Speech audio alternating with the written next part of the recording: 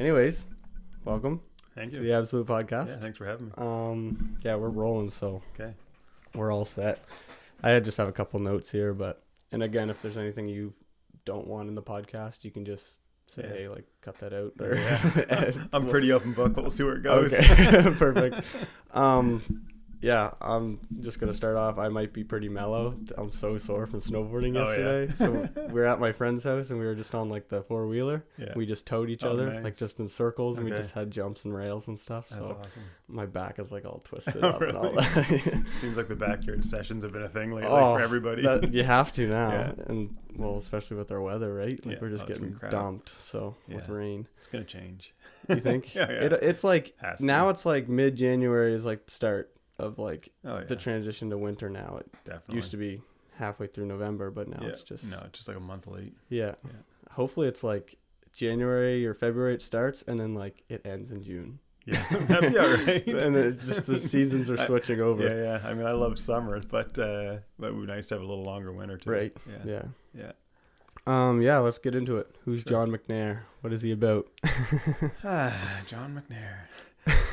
I'd say first and foremost, I'm a proud dad of two kids. So my little guy Will is 12 right now, and Hannah's 15. So, I mean, between them and my wife Mary, that's my world for sure. And then business, I'd say, is second. And then adventure, just trying to find adventures and get out there and get after it as much as possible. I guess I consider myself an entrepreneur, business person. I like to think that I'm, I don't know, pretty opportunistic and trying to chase things and chase my dreams and live my dream as well. So, yeah, there's most of my life though is really a family and business right now. Yeah, it's a good way to be. Yeah, I kind of inspire in that way to be kind of like that, like a father first, but then it's like my love and passion for business and whatever else is second. So, yeah, you always wanted to be kind of a business owner, entrepreneurs? Yeah, I had kind of two paths in mind. So actually in grade 12 entrepreneurship class, which that was like 26 years ago now. I think that's right math. I actually made a business plan called The Great Outdoors, and it was for an outdoor store. And that was like our project for grade 12. And I still have a copy of it actually. It's sitting on my desk. That's sweet. And so it basically described to a T exactly what I'm doing right now.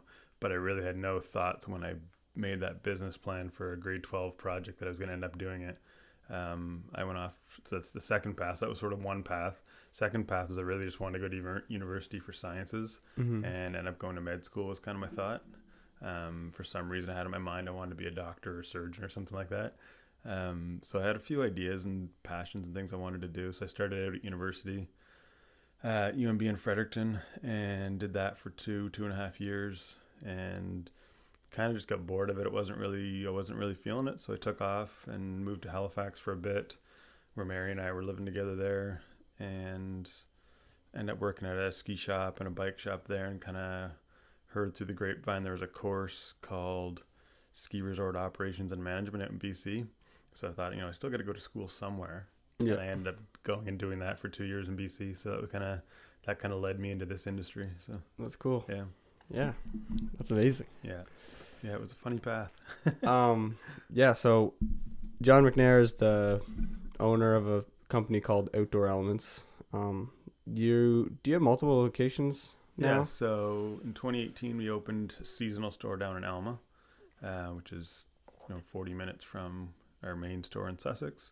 And so that was just a small retail store, kind of just a satellite outlet store for the summer months for tourists when we were stopping into the town down there. And then we opened in Fundy National Park at the same time with rentals at Bennett Lake for kayaks, canoes, paddleboards, and then mountain bikes at Chignacto, which is just down the road. So yeah, we've kind of got 4 locations in the summertime going on. That's crazy. Yeah, it's busy. Yeah. It's fun though.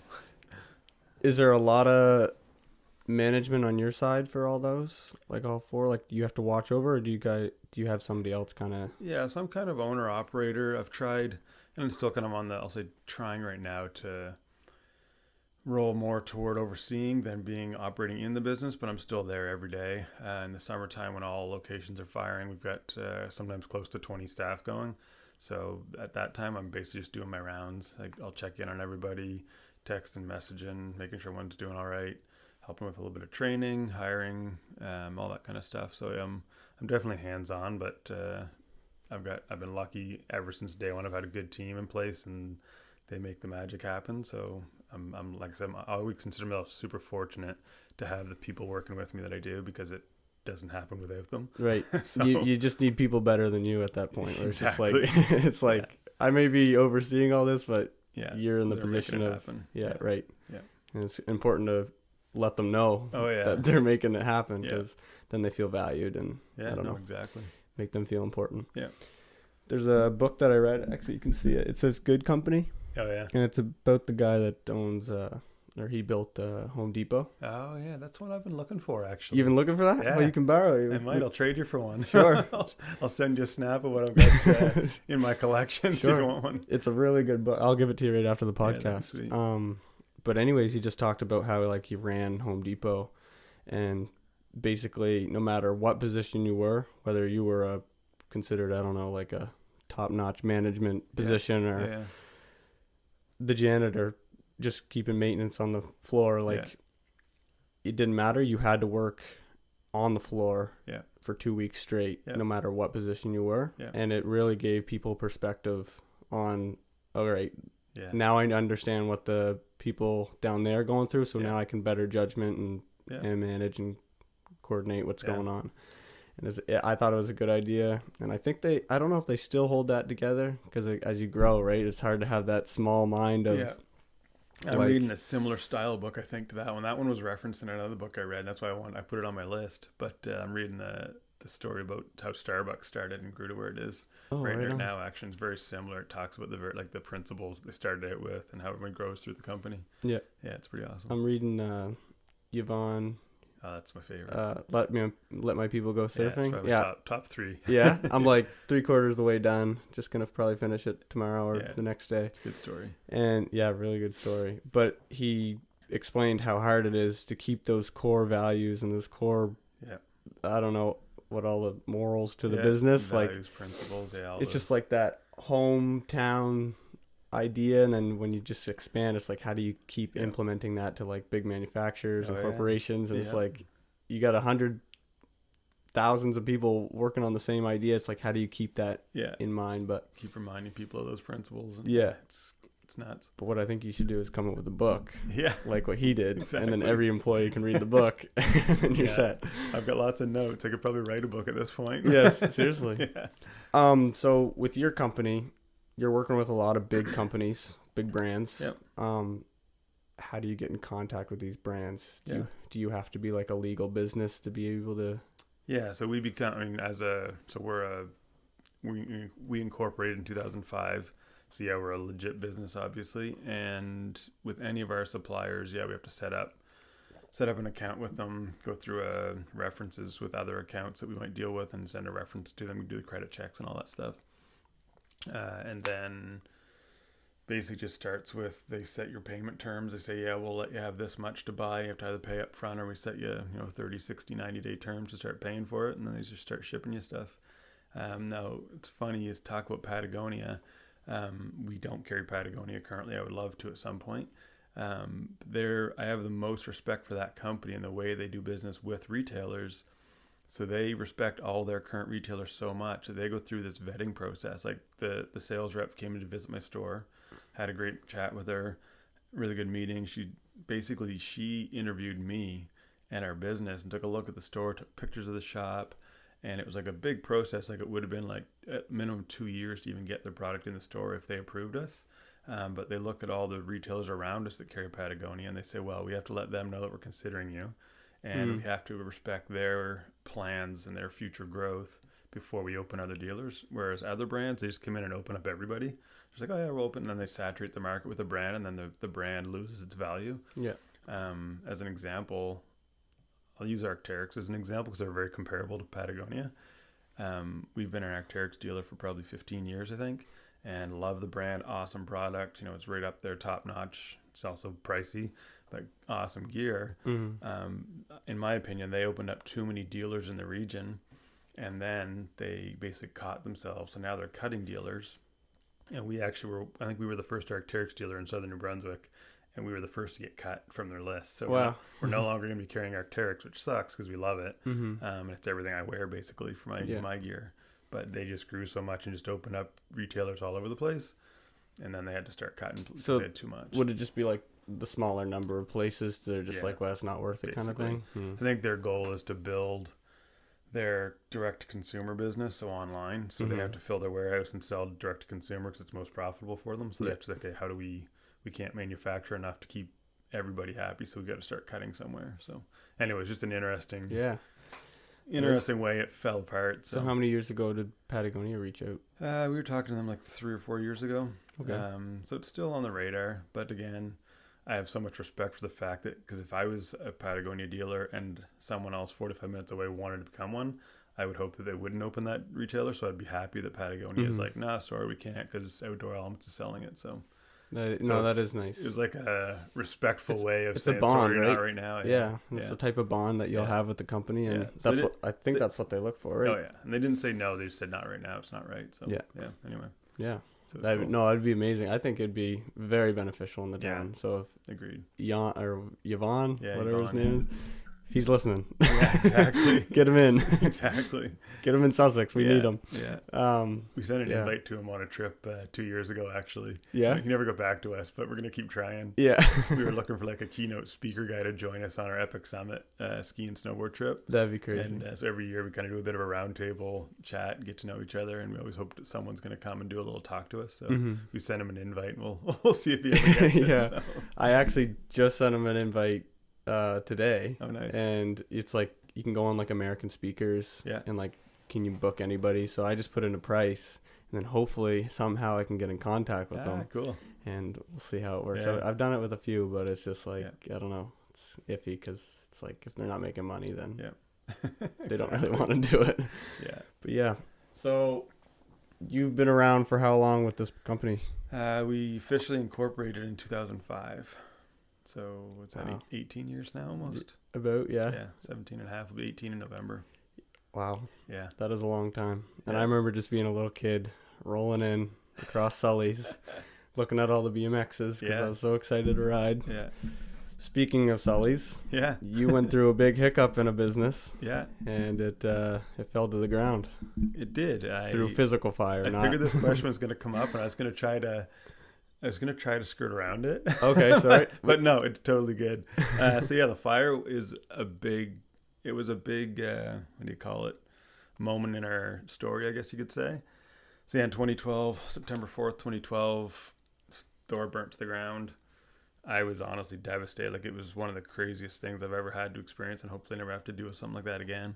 But luckily for us, it wasn't our building, so it was someone else's we were renting, but it was our business, and our heart and soul was poured into it. Nobody was hurt. We just lost stuff, I'll say. That can all be replaced, but it definitely took the wind out of my sails, and I still get emotional talking about it, actually. So really? So careful. Yeah, no, that's all good. I always think the next time I talk about it, nothing will happen, but every time I get choked up talking about it, it's so weird. Yeah. No, we can avoid a little bit. Yeah. Just that, but that was a moment in the company where, I mean, it's part of the story. And so honestly, that it was a big part of the story, and I'd like to think that we rose from the ashes and grew and expanded far beyond. I don't even know if we would have been the same store had that not happened. I think it made me stronger, improved my resiliency, and even though through that time of recovery we closed for almost a year and a half, there was moments there I wasn't planning to reopen. I was like, I'm done. I can't do what I just did for the last 7 years to build it up where I was in 2012. But then I went to work somewhere else and realized I couldn't work for anybody else. It doesn't click. Yeah, once you're your own your own, not your own person, but you just your own boss doing your own thing. And you like to be in control of like a lot of different avenues of things, and I know exactly what you mean. The other part of that was I felt this defeat, and I didn't want to feel defeated by the fire. I was like, no, I can't let that be the end of what I've done here. I've got to rebuild this and write the next chapter. So I decided we had to find a building. I was like, okay, right before the fire, we were considering a move at some point in the near future. So I just sort of said, we got to find the right spot, and the space on Main Street came available in like 14, I think it was, which was almost 2 years after the fire. And we said, let's go for it. I walked in. It was a call center. My wife thought I was crazy. I tend to have a little bit more vision for the spaces. Like, this is it. Because I looked at a lot of spaces in those 2 years. And once we walked in there on Main Street, I was like, yeah, this is the one. I want to be part of the downtown core even more than we were across from Sully's. Right. And so, yeah. Yeah. Prime location now. Yeah. Like, it's perfect. Yeah. Yeah, I was wondering that today. I was just like, yeah, like, if anything, I feel like he became a bigger brand and more relevant in the town. Yeah. And just like, it really improved your whole business in a whole. Yeah, it due did. to the accident. I mean, you fell for a second, but yeah, again, it's like that little fall, and then you just rise. Yeah, it was a big struggle. I mean, it was a long 2 years, but once I felt like I came back to life when we found that space. It's like, there it is. Now I can do this. Yeah, the fire was lit again, so it was fun. Yeah, that's good. Yeah. Did you lose a lot of product? Oh yeah, like because you had a basement, and is a lot of product down there, or is most of it just on display? I mean, dollar-wise, it's probably close to $500,000 kind of thing went up in flames. Something like that.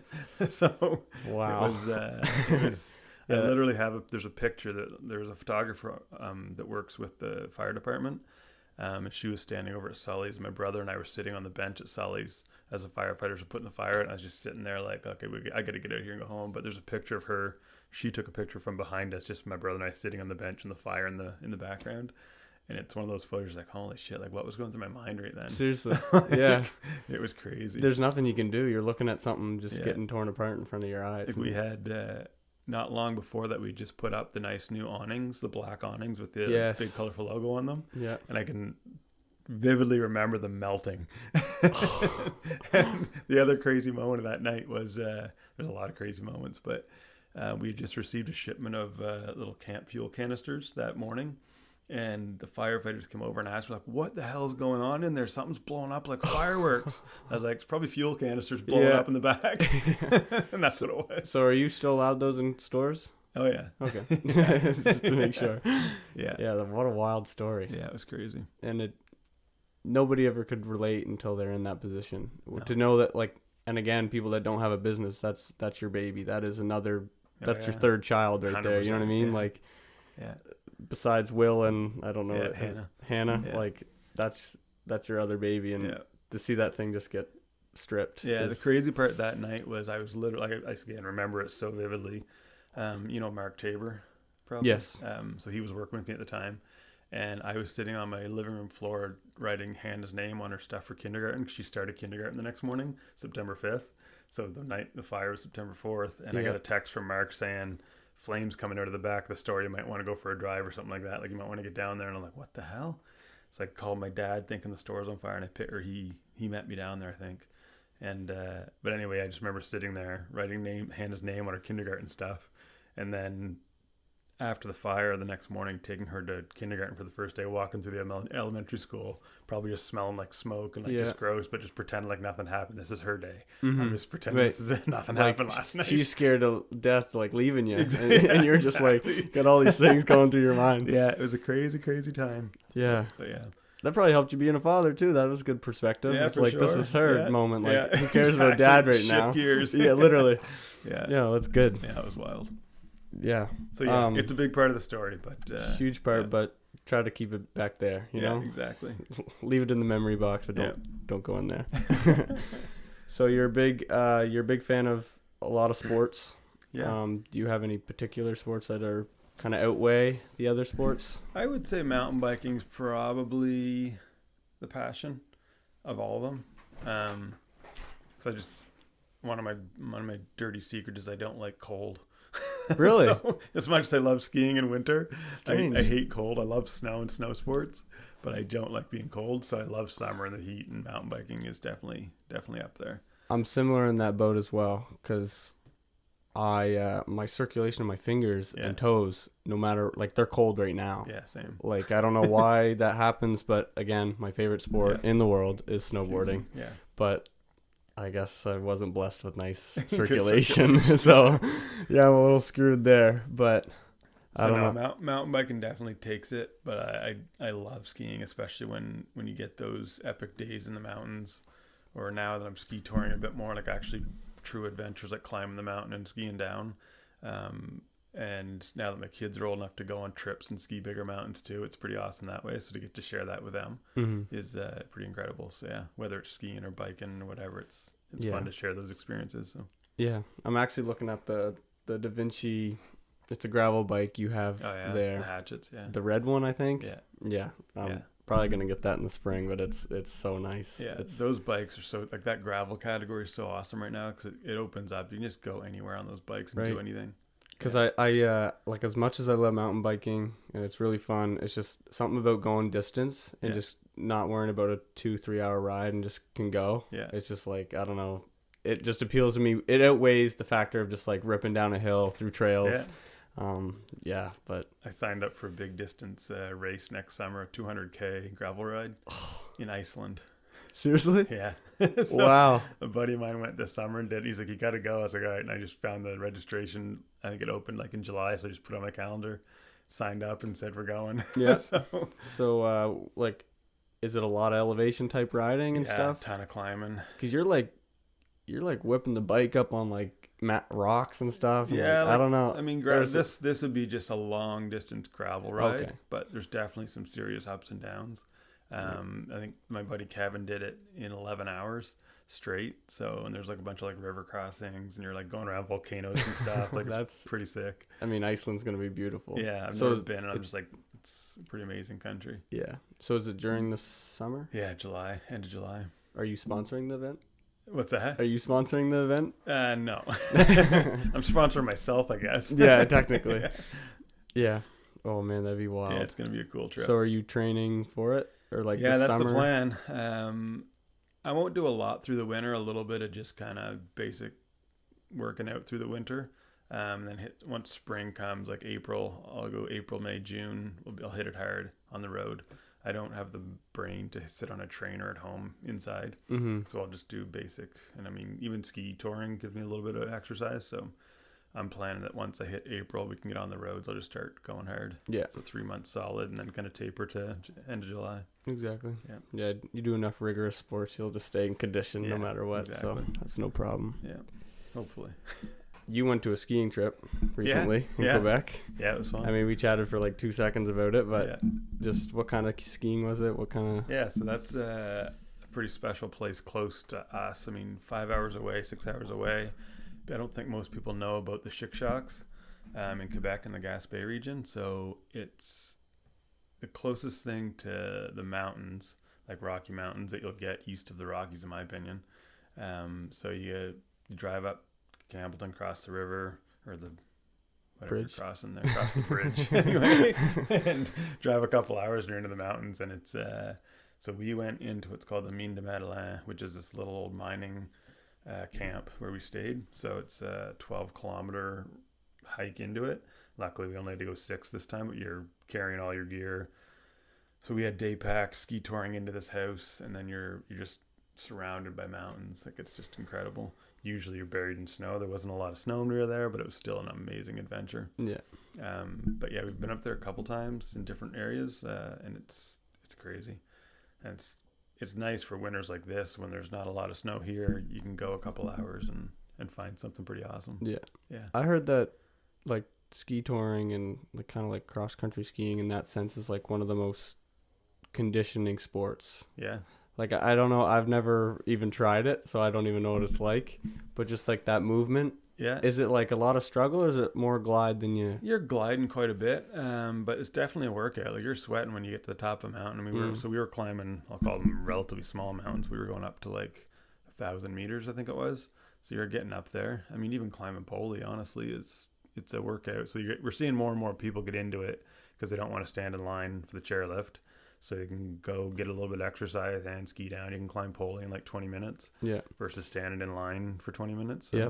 And also, guys, if you don't want to pay for a ticket at any ski resort, land is pretty much public always, right?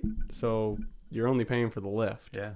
So then, and then it makes the riding actually more enjoyable when you work for it. Yeah, the term "earn your turns" is kind of the big thing. Yeah. So if you're, I don't know if anybody wants to get into it, then I mean, we've got demo gear if people want to try it. Like, oh, sweet. So we've got split boards. I know that's a big growing segment too, is the split board side of it. So touring on a snowboard. You split it in two, it becomes 2 skis to climb up, and alpine ski touring gear. So it's probably I'd say it's the largest growing segment in the industry right now, because people are getting into it for the exercise and the adventure, get out there and explore different regions. And there's more and more areas opening up to it, and ski hills opening up for it. So you go to any ski hill and you buy like a day ticket that's not like $50 for your lift ticket. It's just a like a mountain access, like mountain access, exactly. Access, yeah, it's like $10 or something. And you can climb the backside where it's nice and quiet, and then rip down the runs. And and I mean, it's the best way to just hit spots that are never going to be touched, right? Like you just go, one side of the mountain that has no trails, and you're just exploring a whole different area. And I mean, so the other part of the other trip we do up in that area is called our Epic Summit. My buddy Matt Bork from Moncton organizes this trip. We started a couple of years ago. It's a group of 14 entrepreneurs, business owners get together and go up for 2 days of cat skiing and 1 day of heli. So we do 2 days of cat, get about 10 runs. Do you know what I mean by cat skiing? No, I don't. So you know the groomer that grooms the ski hill? Oh, you put your skis in and you guys all go up? You jump in it, they throw your skis on, drive you That's to the what top. I thought, but I wasn't 100% sure. Just like that right there. Yeah, exactly. Anybody that doesn't know what a groomer is, there you go. Look at my camera right now. That's awesome. That's my favorite Lego set right there. Yeah. So that trip's amazing. So the first year we did it was like the best power I've probably ever had. Like we just had fresh tracks every single run. Wow. The guide that was with us showed us like the best parts we could possibly find. So that was incredible. And the last day finished with the cherry on top was a helicopter ride from the top of the mountain to the top of another mountain. And they threw all their ski gear in the baskets on the side of the helis like you see in the movies. Yeah, that's unbelievable. It was incredible. How much does a trip like that cost? That one Welcome. This episode is sponsored by Piccadilly Coffee. Piccadilly Coffee has a passion for all things coffee, from bean to cup and everything in between. Sourcing beans from a small farm and cooperatives is a main priority. They also don't use technology and large machines to roast their coffee. They use sight, smell, and sound to ensure that each batch has the best flavor profile. Piccadilly Coffee also roasts in small batches, so their customers are always guaranteed fresh beans. Their mission is to provide the best quality product as well as the best customer service, all while enjoying the Piccadilly Coffee experience.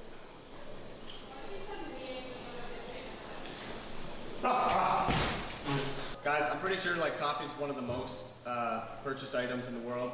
So if you're human and you buy coffee, just shop at Piccadilly Coffee. Support them. They're amazing. Matter of fact, I don't even like coffee, but ever since I started with them, I've started my addiction. So get at it. Very obviously, depending where you're going, but that Quebec trip, like the Epic Summit, I think it's in the $1,400 to $1,600 for 4 days, 3 nights, all our food, accommodations, guides, all the avalanche gear, a little bit of training on it. So it's sort of an all-inclusive 4 days in the mountains. Yeah, that's mandatory, right? The avalanche training? Yeah, so it's pretty basic there because they give you the gear and you're with a lead guide and a tail guide. So there's not a lot of in-depth training on it. There's definitely, I've got my level 1 that you can do over 3 days, but a lot of people don't have it when they're on those trips because they're guided. So, but yeah, so I mean, they can get expensive, those types of trips, but yeah, well, I watched a video and there's a little trend and the guy was washing his hands and then his fingers were wet and he was went in to touch his phone and then his I don't know, it showed the screen of his phone and it was when you accidentally make a skiing trip and it booked a trip to Alaska. He was a Red Bull skier, so he booked a trip to Alaska. It was 6 to 8 people, helicopter rides, and then it came to $210,000 and I was like, this is insane. Who's got that cash to go on in a 1 week trip? But it was nuts. That's wild. Yeah. No, those trips are always, they're a little bit pricey at times, but they're always worth it just for the group of people we go with. Awesome. This one's kind of that Epic Summit trip's a bit of a business trip. So we're all business owners. We do a bit of a round table and get together, talk about sort of the challenges of business that we're going through and stuff like that, and just sort of tell our story to everybody and get to know everybody a bit. So it's a bit of a networking thing too. So it's a lot of fun though. Yeah. Are you all outdoor based? Yeah, not work wise. No. There's one of Matt, the guy that started it, he was the owner of a gym, a CrossFit gym in Moncton, sold that since so, and does a bunch of other stuff now. There's guys that are woodworking guys like John Black, who's an amazing woodworker out of Moncton. There's a car dealership owner in Toyota in Moncton, Matt Gerby. What else is there? There's a couple financial planner guys. It's broad mix of people, like all completely different backgrounds. Yeah. You guys can help each other out. Oh yeah, completely. Yeah. So there's lots of like talking shop kind of thing in business and comparing notes, and yeah, it's kind of cool to get to know people that way. Yeah. And you, your business now, where you're located, are you connected to another business? Yeah. Like the one right beside it? Yeah. So. Yeah, these guys. Yeah. It's not mine, by the way. Sussex Ale, they're connected. Yeah. So when we bought the building in 2014, one of the benefits of that building was there was a location to rent out a rental unit. So we had. Originally, there was an artist had moved in there and made it a gallery, which was really cool. That wasn't completely connected, but then, Rick Lockhart came to us when the space came vacant, and he was looking for a space for a brewery and a tap room. And Sussex Ale Works opened up, 4 years ago now, maybe? Something like that? 3 or 4? 2018, maybe? Yeah, I think so. Yeah, I think so. Sounds right. Yeah, a lot happened in 2018, so it was a good year. So, the synergies between their space and the après ski vibe of the store, and people coming to grab a beer, it's awesome. Yeah. Craft beer and skiing hand in hand goes together really well. Yeah, and they did such a good job. The decor and the way they designed the space, they really incorporated some of our elements into it, some of the outdoor elements. Yeah. And like they've got wheels on the wall as lamps. Don't they have like some map stuff? They've got the big map all over the wall that shows the whole Fundy region, which is incredible. So yeah, it's an awesome space, and they've been the best tenants ever to have in there. So there's a door that connects the brewery to the store that you can walk through. So are you allowed to bring a drink over to your store? Or is that like technically no? We have some special events where we share space, and you can go grab a drink, and we're doing like info sessions or movie nights and stuff like that. Okay, so, yeah, that's wicked. Yeah. Did you ever? You talked about maps, and I was just in Sunday River the other day, and I mean, we already chatted about this, guys. So, but I saw a book, and it was the artist that like paints, I think, all the ski mountains all over the world, like the trail maps, like the trail maps, nice. like the classic tree look. If you were to go to Poley Mountain right now and look at the map, there's like a million that are just like that. Yeah. And then all they have to do is add the red and yellow and green or whatever lines that they need to add. Yeah. But yeah, I really want to like get more into him, because that's such a cool thing that I never thought was a thing. Yeah. Like he literally just reaches out and he becomes the standard ideal like that's awesome map layout, I guess, of every mountain. So that'd be unbelievable. He'd get to go in a helicopter, tour the mountains. That's crazy. And then just like sketch it out. Have you ever seen the mural at Poley? That when you first walk into the lobby, there's a whole wall that has like a painting like that, but it's the whole mural. Yeah, I think so. So what are the girls' names? 2 twins are awesome skiers. Their last name's Bonga, Charlie and Laura. They painted that, I don't know when the lodge first was built, but it's a pretty cool painting, similar to that artist probably, but not quite as detailed, like down to the small print, but a really cool mural up there. No, that's sweet. How old are they? Were they young at the time? They would, they're probably in their early 20s, mid 20s now. It's not bad. Yeah, they're traveling the world somewhere. Cool. Yeah, there's somewhere on this planet, on this rock. Yeah, I just thought that was such a cool career that somebody had for a small amount of time, probably. I mean, that's kind of limited, so once you fill all the mountains. Have you ever heard of like single line art, like the sort of single line doodling or art? Yeah, you can't lift the pen kind of thing? Yeah. There's an artist, I can't remember her name, it's Jess something, I think I just follow her on Instagram, but she makes these incredible ski and bike single line art pieces. Really? So my buddy Matt actually got me 2 of them, a bike one and a ski one last year. They're on my wall in my office, and they're the coolest. That's cool. Art pieces, yeah. There's some unbelievable art out there, just like in general. Yeah. I reached out to a guy, I wanted him on the podcast, he's from Newfoundland, and he just does like these super colorful, you know how like Newfoundland has a lot of like the small colorful homes, kind of like if you were to look at... Is his last name Jones as well? The artist? Oh, it might be. Adam Jones, maybe? Something like that. I think I know what you mean. Are they like really cool, colorful art pieces in the house? They had like a little warp to it. Yeah. And they're beautiful. Yeah. And I was like, hey, I want you on. And I was like, oh, I don't know. It's so beautiful. And I would have bought a piece because I just think it's, I don't know. If I see like an art piece, something like gravitates towards it. And it's like, I want that. There's nothing else that I would settle for. Just give me that. Have you seen my art collection in the store, leaning in the corner? And if you ever noticed, there's one corner up by the window. There's just a pile of skis leaning in the corner. Yes, I have. So that's my art collection. Is that your art collection? Every year since we reopened the store, I've bought a pair of skis that just had this really cool look to it, or an artist collaboration or something, that just a ski that I liked. Yeah. So I've got, I think right now, eight pairs in the collection, I think. That's cool. So I'm going to get my buddy John, hopefully someday, and when I maybe build a proper office space or have more space for it, but put find some sort of display case for them, and put one pair in each case and make like a whole wall of skis kind of thing. That'd be wicked. Yeah. Just like a little glass door. Yeah, exactly. So yeah, none of them are mounted. Most of them are still in plastic. Yeah. It's kind of like my comic book collection. Yeah. Yeah, get a little light in each display. Yeah, shines down on them. Yeah. Every morning you walk in. It's just like, Exactly. yeah, I was with my buddy John, actually. We were just there the other day, and I looked in the corner. I said, "Look at that!" And there's just a ton of just fat skis. Exactly, and they're all fat skis. Yeah, they're huge. Yeah. The first pair in the collection came from Fernie.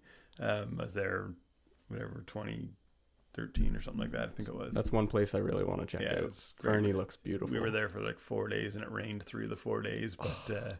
So I went and bought, I literally walked into a store to buy a couple of t-shirts for the kids, like a souvenir shirt kind of thing, just to take home to them. And I ended up walking out with a pair of skis, because it's a company called Ski Logic, and they make these amazing like die cut wood veneer skis. So it's like this. What's die cut? It's like it looks like a puzzle piece, basically. Like little pieces of wood, all different color, but they're pieced together. Yeah, kind of like checkerboard in a sense type. Yeah, I'll show them next time you're in. Okay. But yeah, they're immaculate. They're amazing skis. And they've done a whole series, like a limited edition every year. They make skis like that. So that was the first of the collection that started it. So. That's awesome. That's and an awesome collection. They're the ones I want to ski the most. Yeah. I'm trying hard not to. There's a collection, like the real pieces in New York, of my favorite art is skateboard art. Oh, yeah. So like any design on a skateboard, and they come in sets and stuff, like 3 or 4 boards. Yeah. I think that's beautiful. And my favorite one that I saw was the Campbell soup on a skateboard. Yeah. And there's like, they're all like, I don't know the word. I need to learn the word for that. But you know when there's like the normal color for stuff, and then it gets all distorted, and it's like a different color in each spot. So like there's like where the red would have been, it turned to teal. Okay. Where the white would have been, it now is orange. Like, does that make sense? Yeah, I know what you mean. But I don't know the word. Anyways, I saw it in person, and I said, that is the dream art piece. Like that's the one thing that I want. And I don't know, I love skateboard art. But my brother bought me a deck for my 40th birthday and sent it to me. It was I'm drawing a blank on the name of it. Lance. I think it's a Lance Mountain.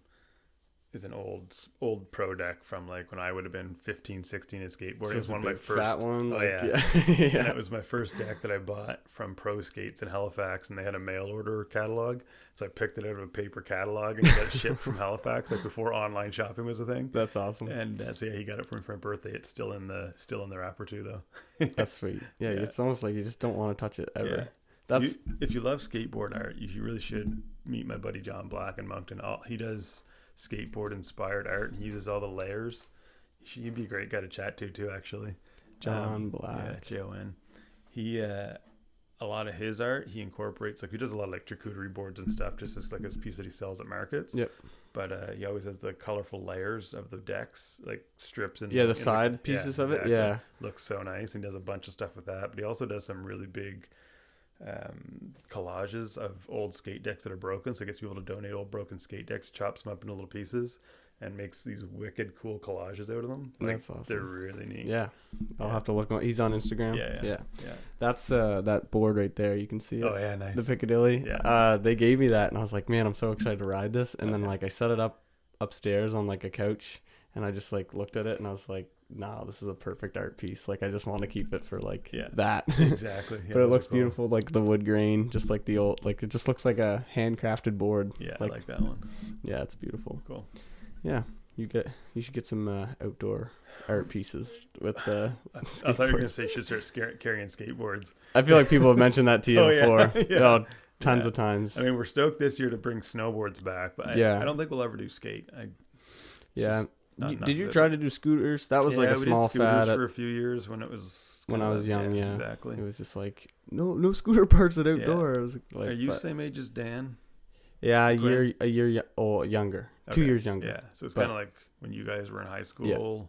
Yeah, probably, middle school, high school. Yeah. I grew up with, so my brother was best friends with Daniel and like Sam Malone and stuff. So I was actually fortunate that they had like a big group of like 7 people, and I was always like the little brother, and I always felt like that like loser's kid, but I actually was like accepted in, and they didn't care that I was younger, which was nice. So. Right on. But yeah, I hung out with them all the time, so scootering was huge. Yeah, scooters were kind of one of those things that you talk about staying core to your principles and values in a business. Mm-hmm. That was one of those avenues we started veering away from it was still an outdoor sport, but it wasn't our core part of our business. So we kind of did it for a few years and filled the void in town, but then it just sort of grew away from us.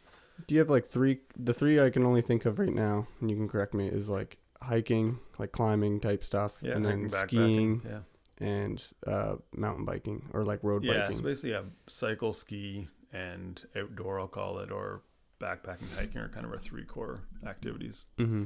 I am glad you got snowboards in now. Yeah, we are too. I mean, I grew up snowboarding and then switched to skiing probably late high school, I think. I started skiing, went to snowboarding, and then switched back to skiing.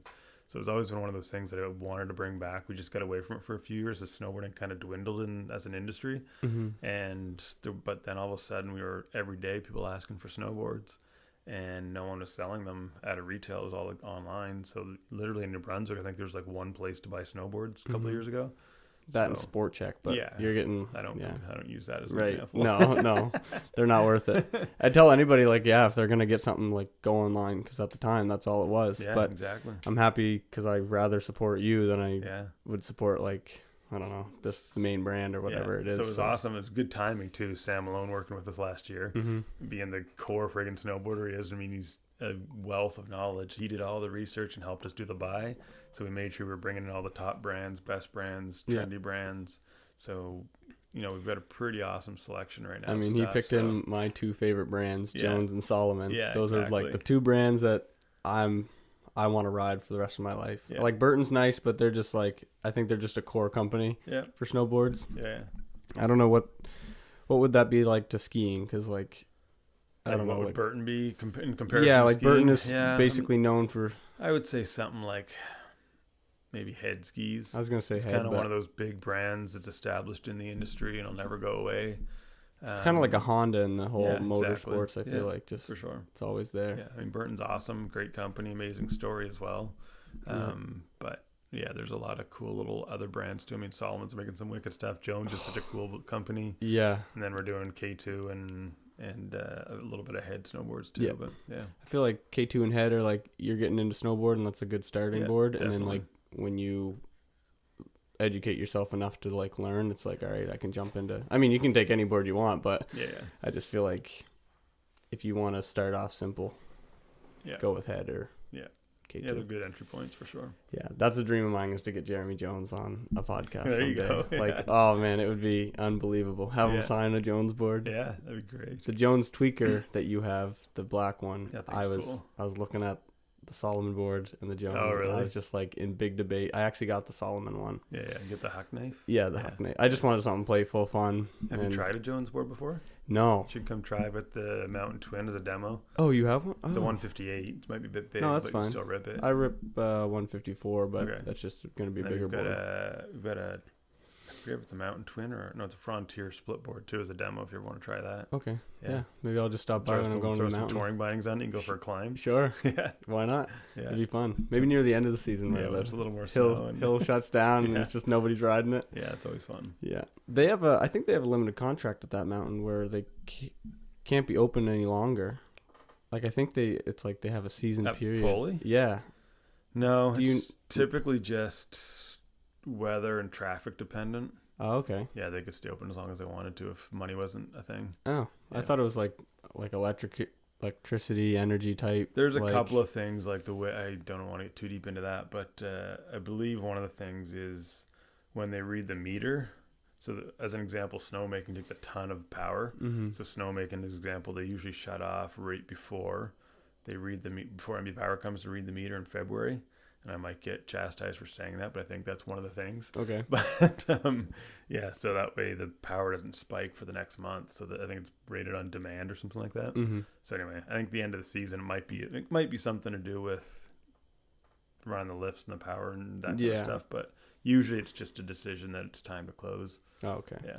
Yeah, I always heard of that. I mean, if they flame us for, saying stuff that we don't know. Exactly.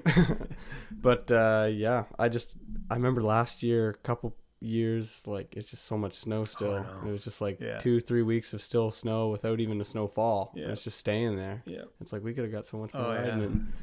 Yeah, we're gonna try to do some good spring events up there this year, like before the season ends, to try to at least go out with a bang. Like bring back stuff like the Slush Cup, which is always I hope fun. so. I want to try it. Just like event. Dress up in a big jacket or something and just ride down. Yeah, I want to try it. I always wanted to. The other event we'd love to do is the Carousel Cross. Yes, we did that a few years ago too. It's just a 4 cross down the carousel, which is the flattest, greenest run you can do. So you're like tucking down the carousel. Yeah. So it's just really how many people go on? Like just tons? 4 at a time. 4 4. Okay, now I understand. But I thought it was a mob of people. Like that would be fun too. I think you used to call it. Probably can't call it this. They used to call it a Chinese downhill. Yes, yeah. It's just a mob. Because it was just people. Wild. Yeah, exactly. It's just everybody. It's just chaos. It'd be cool to do shoot too. Just like everybody, just no restrictions, just go. No, for sure.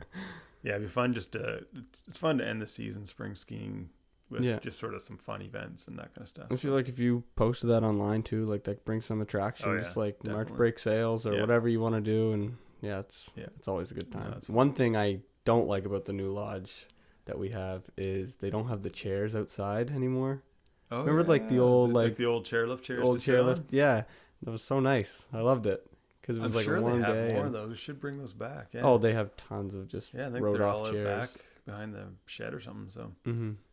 I mean, the windows are pretty big now, so I don't know how much swinging you'd get. But even if just have them sitting there, as a bench. True. There's got to be a spot we can hang some though. Got to be. Yeah. Yeah, definitely. I'm saying we because I'm on the board there too. So I. Oh, are you on the board? Okay. I consider it like being a part of the mountain, like almost like I work there. But, well, you're just taking intel now. Absolutely.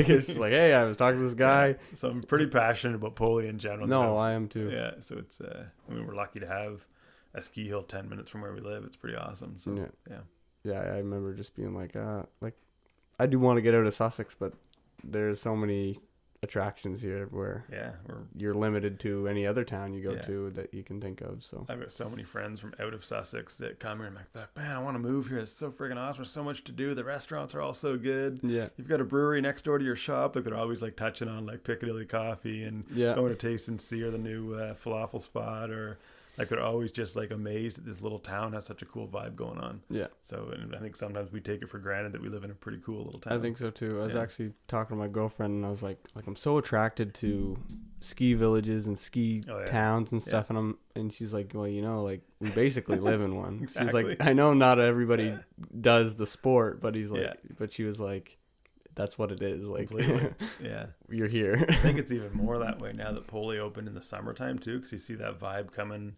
You see like lots of vehicles many people. Bikes on the roof and bikes on the racks, and you feel like you're in a little adventure town. It's awesome. Yeah. If anybody's old and they want to just park on the Waterford Road and just count how many cars they see with bikes on them, they'd have a fun game. Oh yeah. The other town, my brother lives in Roslyn, BC, which is a super small town in the mountains, but they're close to Red Mountain, which is like 10 minutes from the town, kind of like Poli's from Sussex. And it's I'll say it's a little bit cooler town, mountain town, because in the big mountains, there's tons and tons of snow. But at times when I go there, it does remind me of Sussex on a good day. So yeah, it's cool. Yeah. I mean, with Poli, like I always wanted to know like how much more can we do to the mountain? How do you grow it? Like, I mean, there's a lot of different standpoints, but I don't know. I'm not in the position to like think of all the issues with doing certain moves and like with the. Well, we've always talked about getting sort of whether you call it a focus group or sometimes committees of a board can be people that aren't on the boards. You start bringing in people that are different age groups, different interests, different whatever.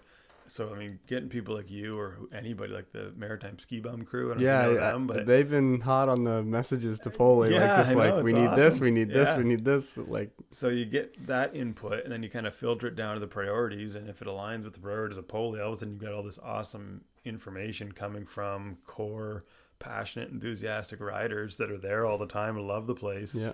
So, and then, take Terrain Park as an example. That was a priority this year to make an awesome terrain park from opening day.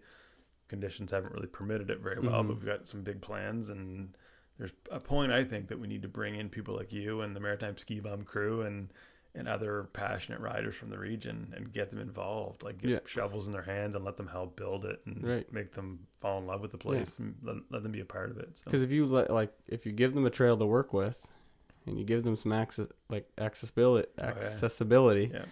like they can make some magic happen. It's just like, hey, like we just want your time, and then Maritime Ski Bums, all right, let's do this. Like they're going to spend a week and try to implement it. One of the coolest things Boley did and that the community really bought into was in the first year they opened the mountain bike park. They did a couple volunteer trail build days. And the first one, I think they had over 70 people show up with like rakes and shovels and snippers and everything to help out. And it was the best organized volunteer event I've ever seen. So Jamie, the general manager, and Ben Pearson and a few of them got together and they had an amazing plan for all the trail projects that needed to happen. And they just sent people out to all the sites and they had a plan of what the scope of work they needed to do there and all the tools they needed. And it was just like, this is awesome to see. And they got a lot done that day to get ready to open. It was so cool. It's unbelievable when you get people together, eh? So good, yeah. It's like crazy. Yeah. It's just like your business, you know? You can run 4 different locations at once. Exactly. Yeah. People make things happen. Seriously. Yeah. It is a game changer. Yeah. No, it is a game changer. I did a solo podcast right before this episode. Oh, yeah? And there's a, I don't know, it's just kind of, it's a little deep, but there's a half an hour movie called The Boy, the Mole, the Fox, the Horse. Okay. It's really cute little like inspirational film. I don't know, maybe your kids would enjoy it, I don't know, but it basically, there's a book for it too, and it's from anyone from 8 years old to 80 years old. Oh, really? It's really neat. Again, it's kind of just cute and cool to watch, good insight, but one of the things is like the boy talked to the horse, and the boy says, "What's the bravest thing you've ever said?" And the horse goes, "Help." And then he said, "Help is the first like sign of never giving up," or something. But like I thought that was cool because you could just ask anybody for help with anything, and most people are willing to help. And I kind of explained like people will be there. You know what I mean? You just got to ask, even if it's weird. 100%. Like, whether it's, "Oh, hey John, like I'm wondering about these skis." Simple as that. Yeah. Or, "Hey John, I need to know about what it's like to run a local business. Like what are some hiccups that you ran into?" Yeah. And I don't know, you can get deep with it with mental health or whatever you want. So I think in a small town like Sussex, especially, where we realize that so often, because like whether it's floods in town or you need to shovel someone's step or someone's house burns down or whatever it happens to be, you could put a call out and you know there's going to be support right then and there, like guaranteed. Right. And people are going to have your backs. It's kind of cool. Mm-hmm. Yeah. Advantage of community. Yeah. You brought up one topic I would love to touch on, which is mental health, because it's dear to my heart and something we push for at the store big time. Okay. I'm just going to stop you right now because I hate this alarm. I always just do 30 minutes and then I only have to do it once, but I've done it like 6 times already. Yeah, so mental health. Yeah. It's a big topic for you and your workforce. It is, definitely. So, I mean, it would be the number one thing we support as, I'll say, like a fundraising effort and try to promote weekly. So we have Mental Health Mondays. I don't know if you've noticed, but our store hours were closed Mondays. We always have been, with the exception of December. So and it just happened that way, that we needed a day that we could go do stuff. When I was running the business by myself, so I needed to be closed one business day to do things. But it ended up becoming Mental Health Mondays eventually, just because it was the time that we weren't open. I had no responsibility to be in the store working. So it was usually a day that kids were in school, my wife's at work. So I'd take time for myself to go, usually by myself. I'd go ride, run, ski, whatever. Luckily one winter it snowed every Sunday night, so Mondays were amazing. So we became Mental Health Mondays, and we hashtag Mental Health Mondays every Monday. It's usually part of our social media. Is that a movement outside of? I don't know, actually. Or that's just what you guys it's just what we kind of dubbed it. I like that. I'm not sure if it's actually a thing or not. So we made it that, and 2 years in a row, but I try to do it regularly. When I started, it was every Monday, do a little Mental Health Monday video. And wherever I was, I just do a Facebook Live video and talk about, I usually try to keep my videos to people, places, and product last, because I don't like to promote product, even though it's what I do and sell. It's not the main focus. Yeah. So I always like to talk about people and the importance of being with people and the support of people and all that kind of stuff, and the places that we get to go and that we're lucky to visit and those types of things in my videos. And then that started in was like 2018 we started the Mental Health Monday thing, but we were contributing every Monday $100 for the whole year, so $5,200 we're donating to the Canadian Mental Health Association for New Brunswick. But we've done a bunch of different events like rides and ski events and things like that to raise money for mental health. Yeah. So it's one of those things we would really love to continue pushing and supporting and finding ways we can partner with the organizations that really drive the support for, and that's such a huge topic right now. Yeah. So yeah, it's just one of those important topics that we always have on our mind and how we can continue pushing. So I totally agree. Yeah. The only thing, like, I don't mean to be negative. I think, like, mental health, don't get me wrong, I'm going to try to say this without saying it the wrong way.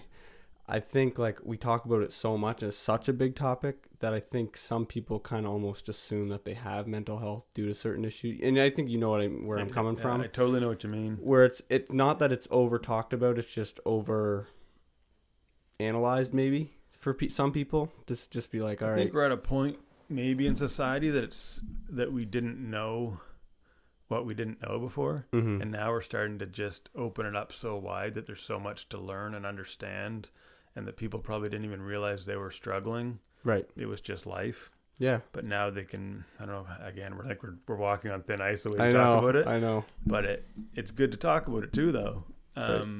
Same as it's good to talk about things for your own mental health. It's interesting to explore the topic of it. So yeah. But your Mental Health Monday, I'm a big supporter of that, because I feel like, I mean, I just know from a men's perspective, I don't know about women, maybe women need to be around people all the time, but as a man, I feel like you need, like, at least like a day is nice to be by yourself for a few hours, and just for sure can go, and that's when you can either think or don't think, and that gives you like a recharge.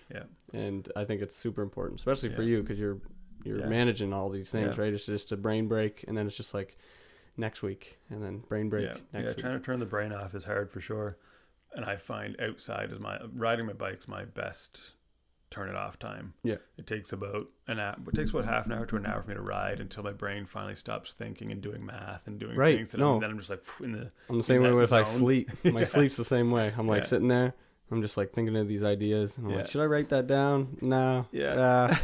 And then like an hour later. Yeah, seriously. So I'm thinking about this and this, and this, and listen to the morning. What am I talking about? The mental health piece, the one thing I'll say on that, because so the months after the fires, when we brought up that chapter of my life, so when the fire happened, that's probably the first time in my life that I realized a mental health issue. I was like, I don't know how to classify where I was, but I was in a dark place for a long time after that. Several months. Down. That's just down. Best way to put depressed, it. Yeah. Like, I would like literally uncontrollably wake up and just be crying. I'm like, what the hell is wrong with me? I had a couple of close friends that would check in on me because they knew I was like not in a good place. My brothers would call once in a while or text, whatever. But there was one thing that year, I went and walked the bluff a lot after, like, when I was just by myself. I just go walk up the bluff. It's kind of my sacred place, I'll say. Yeah. And there's one man, Basil, I forget his last name, Jumpins. He lives up on the way to the bluff. Okay. On that stretch? Last house on the right. Oh, yeah. And I love that house. It's an like amazing the place. Dark green one? Yeah. Yeah, I love that. Yeah, it's a sweet place. So anyway, I'd run into him. He's kind of the keeper of the trail. He collects garbage every day up there. He walks it every day and picks up all the garbage. What a good excuse to get out, though. Yeah. So I saw him up there like probably at least once a week when I was out walking through the woods, and I wasn't even on the trail. I was just wandering through the woods, and I just see him. And he's a doctor, and he's this very calming, soothing way about him and the way he talks, and we just have a little chat and have our coffee, and it was the most amazing, surreal thing that happened, and I keep in touch with him all the time now too. But that's amazing. Yeah, he's a cool guy to run into in the woods. Yeah. So when you said people, places, and product, when you said places, that reminded me of, again, that movie that I told you about, the boy, or the mole, the fox, and the horse. That's what it's called. Yeah. Another really important, like, there's so many that you could pick from, but one of them was like, the mole goes, there's so much beauty we need to take care of, and then he was talking about nature. There's so much beautiful nature we need to take care of. Yeah. And that hit me, and I was like, it's so true. It's so true. It's so true. Yeah. Like, I don't know, they were just looking in the distance, and I was like, we never take time to reflect on, like, the world that we're in, and like, there's no outdoors anymore. Like, there's so much. There's probably more than less, but it's just like it's dwindling to be like, all right, you don't need to go outside as much, and there's more excuses to be inside. So it's funny when you say that. Like, I again kind of fall back to my being a dad, and when we raise our kids and introduce them to things and the beauty and the outdoors and the sunsets and the stars and all those things, and you hope that it kind of takes that they grow up appreciating those things and taking care of, like, whether it's trails and picking up garbage or helping build a trail or maintain a trail or all those types of things.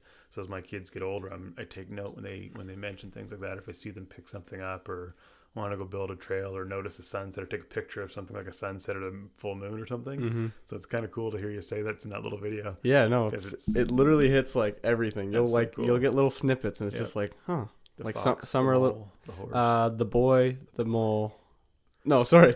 Wait, the boy, the mole, the fox, and the horse. Okay. I have a book actually of it, and I just want to keep it for when I get kids someday. Yeah. And again, you can literally recommend it to anybody going through like mental health or just want some inspiration. That's or cool. It's like, do you have Apple TV? Yeah.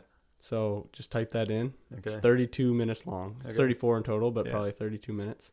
It's really calm and like cute, I guess, but cool. You should definitely check it out. Yeah. Sit down with the kids. It's nice. It's awesome. Yeah. And like there's like a lot of like you are enough and like you're loved, and then it's like a cool relationship of like friendship. Like when you said you were going through your kind of your down phase and you said your friends like made sure to reach out to you, it's kind of a definition of like, oh, like this is what true like love and friendship feels like. So that's, and you get that perspective of all four of the characters in there. I don't know. It's a cool film. I literally just watched it the other day and I recommended it to like a bunch of people and like I love it. I don't know why, but that's cool. Yeah. I'll check it out for sure. Yeah. Awesome. Well, you want to wrap it up? Yeah. It seemed like we talk about a lot an hour. That's good. I know. No, it's when you just like focus on somebody and that's it. It's like, that's all that mattered. I feel like I wasn't focused because I screwed up the time a bunch, but it's all right. We got John Black on here. Yeah. We got notes covered. Yeah. No, it's good. Yeah. I appreciate you doing this. I think it's an awesome project you're working on. If you want to call it a project, endeavor, whatever. Adventure. I think it's a project. Yeah. Adventure project, all of them. It's been cool to see the people. Even seeing some of the names reminds me I got to go back and watch more of those because I'm one of those people that pauses a podcast. I'll be driving somewhere, I'll hit pause and not listen anymore. Yeah. And then I got to come back and follow it. So yeah. No, I'm the same way. Like if I'm going for a drive, I'll listen to a podcast for a little while and then I got to switch it to music and then maybe like a little bit of silence and then back to a podcast. And all I can think about now when I see Sean Campbell's name there, because I know Sean. Yeah. And the only thing I can remember from that caption of that podcast, I think, was something about being a billionaire. Yes. Yeah. That was the haven't gone back and listened. That was the YouTube video part. Okay. So I filmed like a goofy video and that's on like my actual channel. Oh, okay. So that's not the podcast one, but that's the YouTube video. Yeah, and it was just like billionaire real estate agent. Okay. And it was just like we made some jokes about being a billionaire real estate agent. But that was a humbling moment because the videos we checked out, or the houses we checked out, they were pretty rough shape and there were some like hard living lives so you went in there. Looked at some houses with them? But they were like some rough homes. Yeah. And I was just like, wow, this is not what I expected. Like I expected like nice homes that weren't anybody there. We're just checking it out. Yeah. But they were just like people were there and they were just in a tough spot. Yeah. And it was just like a mind-opening moment. So try to make a funny video, but a more serious situation. But that was funny. But if you're gonna listen to Sean Campbell's episode, that was the first one, and like again, I feel like every episode is just getting better and better. You said Sean's was the first? Sean's was the first. No way. Yeah. Okay. Nice. I guess that would have been cool if I put like the number of which one was there. Yeah. But every video's gotten better. Like Sean's voice was really quiet. Like if you're gonna listen to it, put headphones on. Okay. But it just wasn't a good production podcast. It's like anything you learn as you go, right? Right. Literally. No, each podcast I'm gonna figure out something through ours and be like, all right, don't screw up the time next time. Yeah. Right. No, that's good. No, I'm excited. Start locally, right? Yeah. I read a book one time and it said if you're gonna make an impact, like do as much as you can locally, and this is the only way I can really, in my part of the world, I guess, to do this locally. Yeah. Give people a name, give people a reach. Also, a lot of people have mentioned to me like, oh, I've always knew about this person, but I never got in depth with that person or knew more details. And people hear John McNair for John McNair. Like, I mean, people have seen you in the store, but maybe not have encountered you, right? Yeah. So, yeah.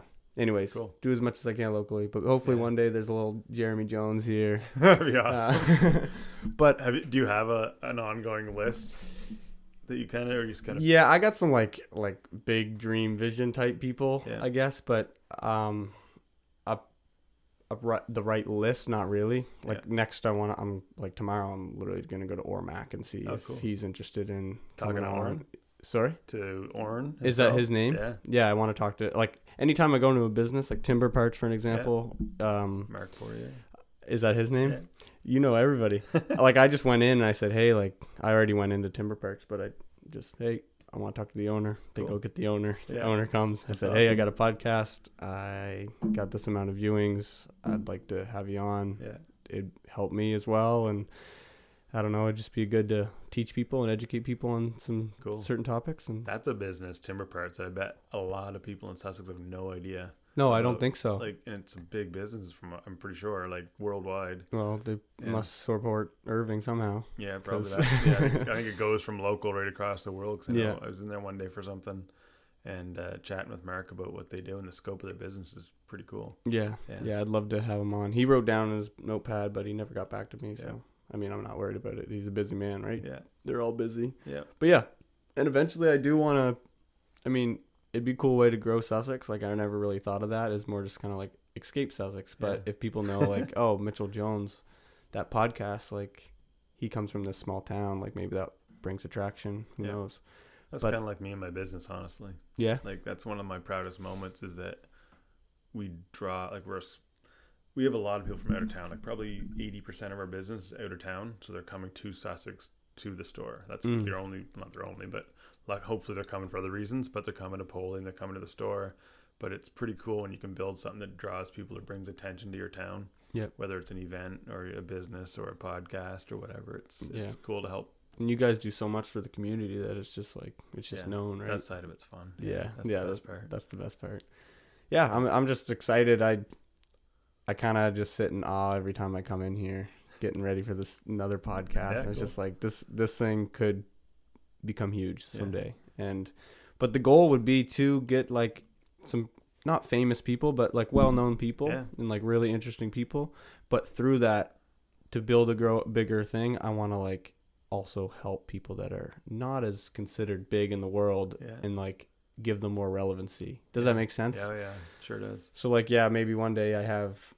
This is like the biggest one that I don't know why it's stuck in my head, but Steve Harvey. Like I just always wanted Steve Harvey. He's got some good like outlooks on life and stuff.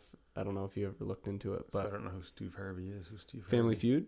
Oh, okay. Yeah, Steve Harvey. Okay. So I don't know why I've always wanted him, but he's got like a lot of good like insight on life and stuff, and I always gravitated towards him. And I was like, I feel like that's like the number one podcast that I'd want. That's cool. But like if people saw like everybody in the world pretty much knows Steve Harvey for an example, but if I had him and then like I had someone that was creating a new app or something for something and they're like not as known, but then that would help them, and that would be cool ways too. Like there's so many avenues that you could go, but for sure. Yeah.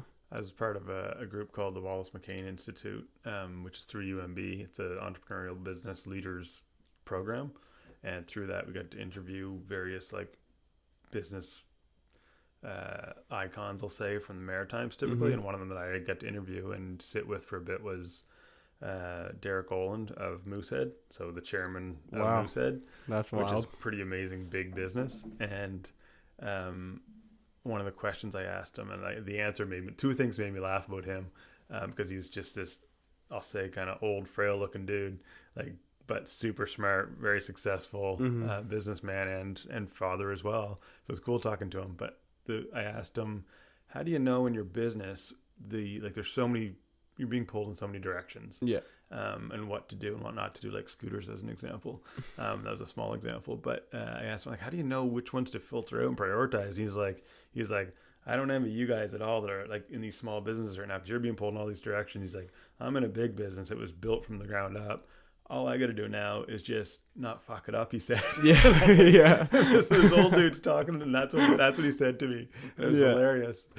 So he was just like, I just got to keep it on track and not screw up. Yeah. And it's like, that's a good point, though. Like, once you get to a point, you just got to be careful you're not going too wide. And you just got to, I think it's just constantly backtracking to why you started. And don't forget why you are doing what you're doing, right? Yeah. And you lose sight of that a lot of times when money comes in and people come in and growth, but then it's like, wait, why did I start this from the start? Why did I? It's kind of just, I don't know.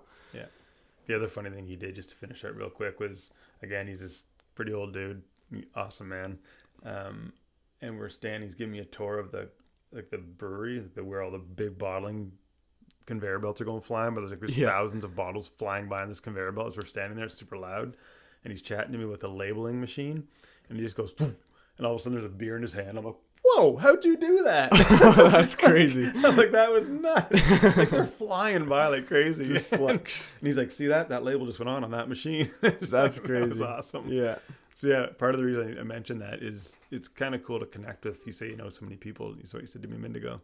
It is cool to meet all these types of people, like keeping it local too, but there's a lot of amazing local business stories and other stories in our town and beyond, whether it's, Dunster's Donuts or Easy Clean, or like there's a lot of big businesses here that are world renowned. And that people have no idea about. Yeah. It's so cool. Yeah. Business is definitely an easier category to target because most businesses have a unique story and why they're doing it.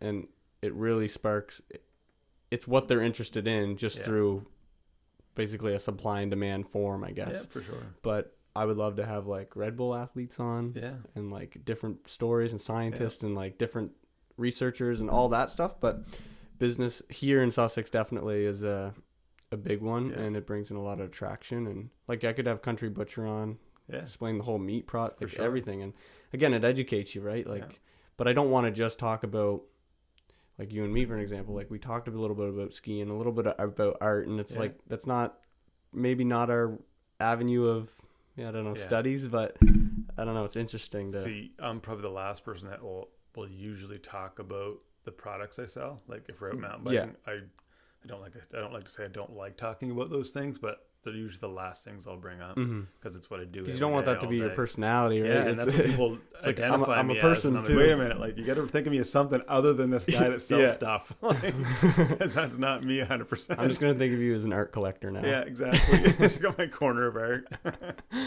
Well, I think we can come up with a wrap. I always do that every time. It's like you ready to wrap up, and then it's like, well, like actually, But John McNair, everybody, also go look at Outdoor Elements in Sussex, New Brunswick, if you're listening. Like I get people from like Australia and like Austria and New Zealand and like I don't know, all over the place. Oh, they can check us out online too. Yeah, shop Outdoor Elements. Yeah, they do have that. Yeah.